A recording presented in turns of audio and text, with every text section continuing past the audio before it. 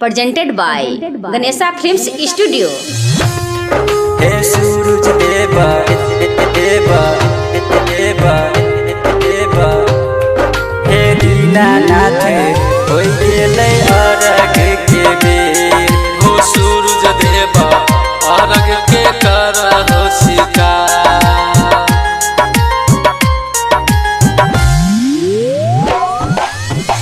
उगियो सूरज देव भेलै दिन सरबा। उगियो सूरज देव भेलै दिन सरबा। हे दीनानाथ होई गेलै अरग के बेर। हे सूरज देव होई गेलै अरग के बेर। उगियो सूरज देव भेलै दिन सरबा। उगियो सूरज देव भेलै दिन सरबा। हे हो देव होई गेलै अरग के बेर। हो दीनानाथ होई गेलै अरग के बेर। उगियो सूरज देव भेलै दिन सरबा। उगियो सूरज देव भेलै दिन सरबा। हो दीनानाथ होई गेलै अरग के बेर। हो सूरज देव होई गेलै अरग के बेर। हे दीनानाथ नाथ नाथ नाथ हे दीनानाथ होई गेलै अरग के Music by बेर। DJ हो Umesh. सूरज देवा अरग के करहो शिकार।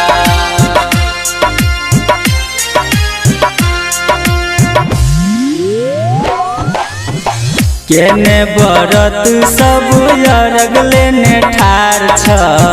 केहने बरत सब अरग लेने ठार छ। हे दीनानाथ अरग के करहो स्वीकार। हे सूरज देव अरग के करहो स्वीकार। केने बरत सब अरग लेने ठार छ। केने बरत सब अरग लेने ठार छ। हो दीनानाथ अरग के करने शिकार। हो सूरज देव अरग के करहो शिकार। उगियो सूरज देव भेलै दिन सरबा। उगियो सूरज देव भेलै दिन सरबा। हो दीनानाथ होई गेलै अरग के बेर। हो सूरज देव होई गेलै अरग के बेर। हे दीनानाथ नाथ नाथ नाथ हे दीनानाथ अरग के करहो Music by स्वीकार। DJ हो Umesh. सूरज देवा अरग के करहो शिकार।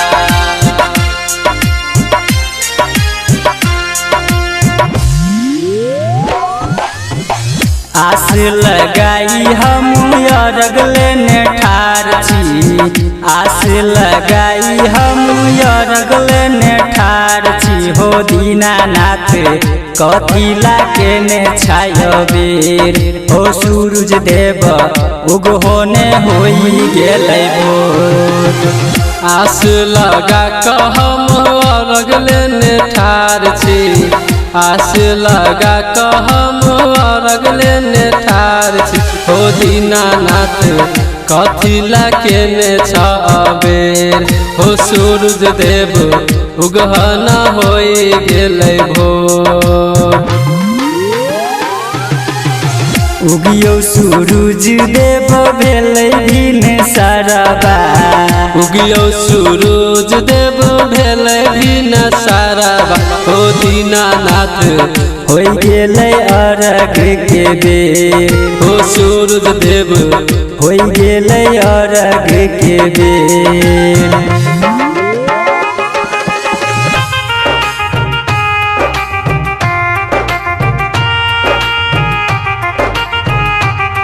हो दीनानाथ कथी लाकेने Music by DJ छायो Umesh. बेर। हो सूरज देव उगहना होई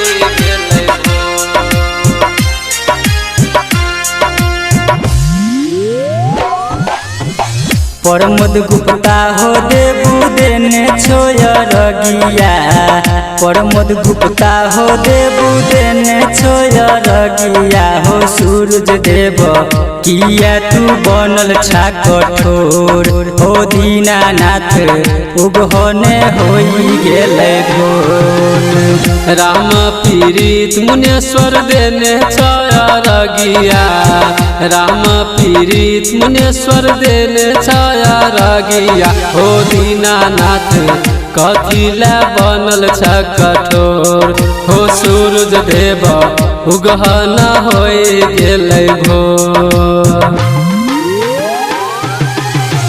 उगियो सूरज देव भेलै भिन साराबा उगियो सूरज देव भेलै भिन साराबा हो दीनानाथ होई गेलै अरग के बेर हो सूरज देव होई गेलै अरग के बेर Recording by Dildar